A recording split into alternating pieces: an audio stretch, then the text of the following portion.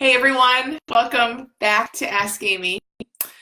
I just took a red eye home, so forgive my ponytail and my appearance today. This might be a good video to just listen to and not watch. But I have a great question today from David, and I'm really grateful that he sent this. I think it's an excellent question, one that, as we're kind of looking in the direction of this understanding, so often comes up. So it's a great question. So let me see if I can find it here. That would be helpful, and read it. So David says, why do I have the same thoughts over and over and over again if our thoughts are always changing? I believe our worlds are made up of 100% thought, true, and intellectually, I know I do nothing and they will settle, also true. Why do I always go back to the same ones over and over? And then he has a smiley face and he says, I want new ones. I want insights. So I love this question, David. It's a great question. The thing is, the computer is very habitual. So we have the same thoughts over and over again. No, I'm not saying this is like the biggest, grandest answer to this question, but just in a really simple way, we have the same thoughts over and over again. All of us do, because we have a brain, and our brain likes to be efficient, and it catches on to something that it thinks is helpful to us, whether it is or not, a completely different story. But the computer thinks, ooh, more of this, more of this. He's listening, she's paying attention. And the more we're in there listening and paying attention, and it's repeating, and maybe we're getting a little emotional about it, and all of that good stuff, it just kind of tells that computer, keep going, more of this. So it's normal, it's good. I mean, it means you have a working brain for whatever that's, I don't know that that's good, that it's a good thing, but it is showing you that you have a working brain, right? It's just what minds do. It's just what brains do. They just repeat stuff. So I love, there's something little, and I don't know that you knew about this or meant it this way, but in your question, you ask that question, why do I have the same thoughts over and over? I want new ones, I want insights. And then you kind of repeat it at the end and you say, why do I always go back to the same ones over and over again? Now, again, I don't know if that was intentional on your part, David, probably not, but there's something in that that's so wise and so telling. So there's the one thing, which is what I just said, that if you have a computer in your head called a brain, you're going to have lots of repetitive thoughts, just because that's how that computer works. That's what you get. But then that's what the computer puts out. But then you say, why do I always go back to the same ones over and over again? Now that's a different question. That's awesome. That the way you worded that, again, purposely or not, that's some wisdom coming in there. Why do I go back to the same ones over and over again? Totally different question. So we all have brains that say stuff on repeat. And that's a different thing than what we go back to. That's a different thing than what we respect, what we pay attention to, what we look to for information or knowledge or insight or answers. Totally different things. You're going to live in a sea of repetition forever. And there's a way that we kind of come to see that, be with it, understand it, where it, like the repetitive stuff, you really kind of start to see, oh, that's just what a computer does, right? Like, I don't need that. There's nothing in that for me. I heard Mary Schiller say this once. She spoke in Little School of Big Change almost a year ago now.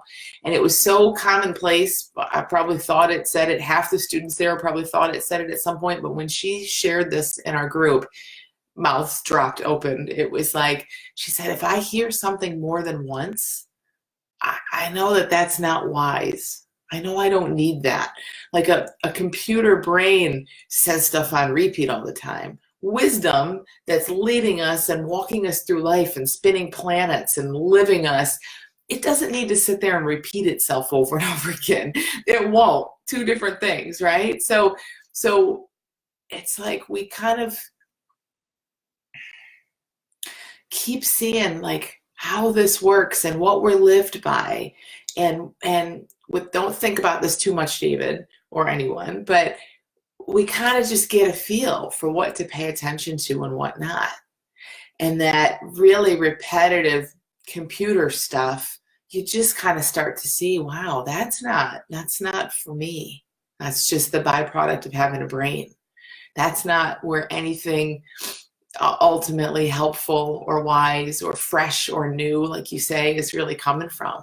It feels different than an insight. And now I don't want to make insight feel like this big fancy firework thing either, because like you said, David, it's just a new thought. It's just something fresh and new. But, you know, fresh and new, you can feel the difference between fresh and new and repetitive. So for me, it's always a feel. I don't want to define it too much because that doesn't make sense and I'm wrong. I don't want to put words around it too much. See if you can just kind of get a feel for the fact that there's repeat going on. There's a computer on repeat, but that you don't need to respect that so much. You don't need to get in the content of it. You don't need to go back there, as you say. Why do I always go back there? Habit, a little bit of habit, and probably a little bit of thinking it's important. It's not. If we can let that just kind of play on repeat, it starts to go into the background a little bit. It becomes background noise. We're not paying attention. We know there's nothing there for us. As soon as you know there's nothing there for you, it just loses steam really quickly, and there is nothing there for you. So it's going to happen. It's going to repeat itself. But then it's almost like you just turned a little bit this way.